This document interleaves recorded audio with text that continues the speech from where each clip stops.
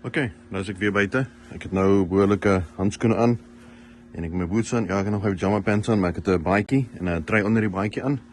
Hierdie is een van die, dis 'n spesiale baadjie. So, hoe voel dit om op ys te loop? Dis nie so glad nie. Hoor, luister net daar.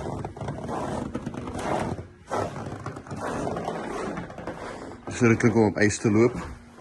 Loop nou met die trappies af hier waar ons bly. Dis glad of enigiets nie. Ek sien spore van 'n dier. Hierdie spore is oud. Ek kan sien dit het al oor het gesneeu, so dit ook al 'n dier hierdie was. Ek kan nie die spore verder as daar sien nie, so ek dink hierdie dier het in sy den ingegaan. Okay, so ek gaan seker maar die eerste persoon nou wees wat op hierdie sneeu loop. Ek gaan vir julle sê hoe voel dit. Dit voel soos om op watte te loop. Ek dink hierdie is trappies, ja. Daar's 'n trappie af. Hier's 'n trappie af. Hier's nog 'n trappie af. Trappie af. Hier's nog 'n dier wat lyk vir my hier gegaan het. Ja, okay, so as jy nie die paadjie uit het nie, gaan jy voel dis die koue wind. So nou loop ons op die sypaadjie. Ja, die sneeu slaan my in die gesig. Dit waai nogal hard en die sneeu slaan my in die gesig. Dis klein partikels van sneeu. So ek gaan net na die kar toe loop. Kyk net daar so. Alles wit. Ek gaan na die kar toe loop en sien hoe lyk die kar situasie. Ja, die sneeu slaan 'n mens in die oog. Dis eintlik nogal seer.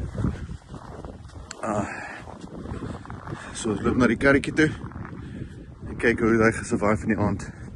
Almal se karre wat so oop staan. Ek dink hulle het seker maar maandag of wat afgevat. Of hulle werk nie op die naweek nie. Ja, hier is nog dierspore hier, so kyk net hier. Wow, hierdie is die gepaveerde areas. Nou, ek dink hulle gooi sout. Nou, hulle het cones daar gesit, dat jy kan sien, daar's humps. En hier is die ou karretjie.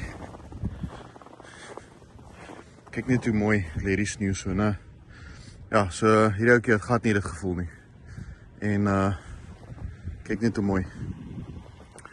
Daar is iemand besig om ys af te skraap van 'n kar af. Ek het nie nodig om dit te doen nie, want ek het die leigatmanier gevat.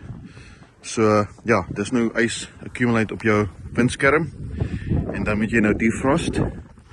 En kyk net hoe sit die ys op jou windskerm. Sien, en hierdie persoon moet nou ys skraper ding vat en moet alles afskraap. Soos daai dame daarso.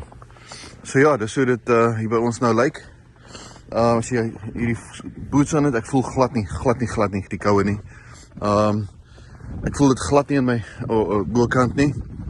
Ek het nou net my pyjama pants aan, so ek voel dit nogal op die bene.